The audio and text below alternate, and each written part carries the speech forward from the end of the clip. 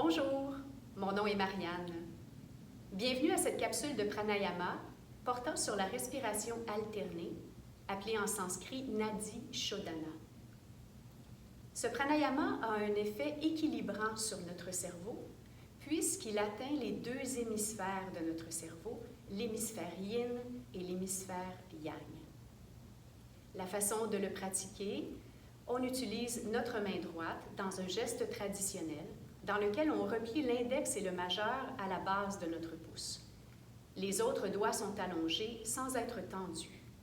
Et le blocage des narines se fait en alternance avec le pouce et le quatrième doigt que l'on garde tout près de notre nez. Commençons par rapprocher notre main de notre visage et expirons complètement l'air de nos poumons. Avec le pouce, bloquons la narine droite doucement pour inspirer sans forcer par la narine gauche. Bloquons la narine gauche et expirons par la droite. Par la narine droite, on inspire. On change le blocage et on expire à gauche. C'était un cycle complet de Nadi Shodhana.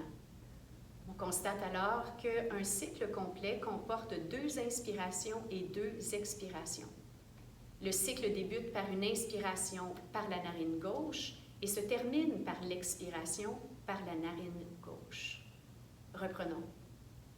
Plaçons notre main droite en repliant l'index et le majeur à la base de notre pouce.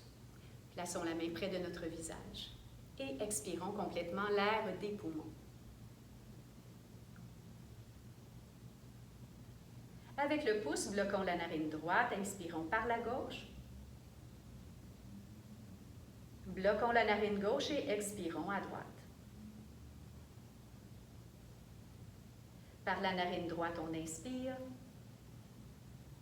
On change le blocage et on expire à gauche. Par la narine gauche, on inspire.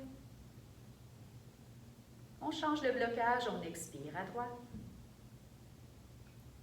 Par la droite, on inspire.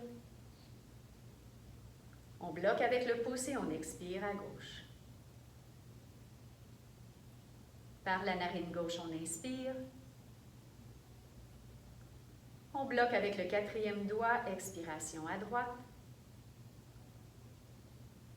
Par la droite, on inspire. On change le blocage et on expire à gauche. Tout au long de la pratique de ce pranayama, on garde la respiration douce et sans effort. Notre respiration, elle est naturelle. Tout ce qu'on lui ajoute, c'est un blocage alterné des narines.